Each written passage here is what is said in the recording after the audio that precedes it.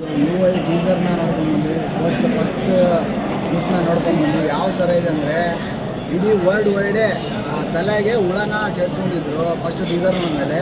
ಇದನ್ನು ನೋಡಿದ ಮೇಲೆ ಬೇರೆನೇ ಎಕ್ಸ್ಪೆಕ್ಟೆಡ್ ಮಾಡಬೇಕು ನಾವು. ಆಲ್ರೆಡಿ ಇವಾಗ ನೋಡಿರ್ಬೋದು KGF ಆ ಥರ ಎಲ್ಲ ದೊಡ್ಡ ಫ್ಯಾನ್ ವರ್ಲ್ಡ್ ಸಿನಿಮಾಗಳನ್ನ ನೋಡಿದ್ವಿ. ಇದು UI ಸಿನಿಮಾನು ಅಷ್ಟೇ ಫ್ಯಾನ್ ವರ್ಲ್ಡ್ ಸಿನಿಮಾ ಆಗಿ ಬರ್ತಾಯಿದೆ. 8 ಭಾಷೆಯಲ್ಲಿ ರಿಲೀಸ್ ಆಗ್ತಾಯಿದೆ.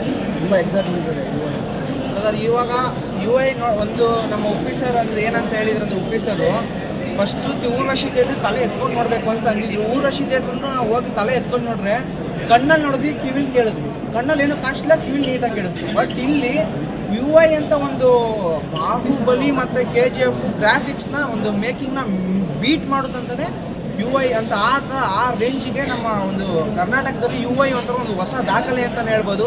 ನಮ್ಮ ಉಪ್ಪಿ ಸರ್ ಇವಾಗೇನು ಪ್ರೂವ್ ಮಾಡೋ ಅವಶ್ಯಕತೆ ಏನಿಲ್ಲ.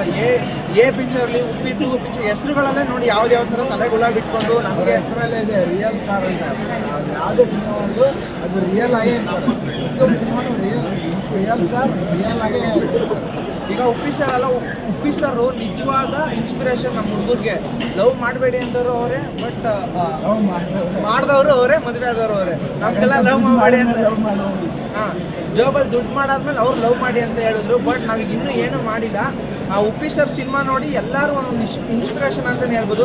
ಎ ಪಿಕ್ಚರಲ್ಲಿ ನಾನು ಅಂತ ತೋರಿಸಿದ್ರು, ಉಪ್ಪಿ 2 ಅಲ್ಲಿ ಉಪ್ಪಿ 2 ಅಂತ ತೋರಿಸಿದ್ರು. ಈ ಪಿಕ್ಚರಲ್ಲಿ ಕಿವಿ ಕೇಳಿಸಲ್ಲ, ಸ್ಕ್ರೀನ್ ಕಾಣಲ್ಲ, ಹಂಗಂಗೆಲ್ಲ ತೋರಿಸಿದ್ರು. ಇವಾಗ ನೋಡೋದ್ಮೇಲೆ ನಮಗೊಂದು ಒಂದು ಕುದುರೆ ಮೇಲೆ ಕುತ್ಕೊಂಡು ಬರೋದಾಗಿರ್ಬೋದು. ಉಪ್ಪಿ ಸರ್ ಲೆವೆಲ್ಲೇ ಬೇರೆ. ಉಪ್ಪಿ ಸರ್ನ ಯಾವ ಡೈರೆಕ್ಷನ್ನು ಯಾವ ಡೈರೆಕ್ಟ್ರು ಉಪ್ಪಿ ಸರ್ ಮ್ಯಾಚ್ ಮಾಡೋಕ್ಕಾಗಲ್ಲ.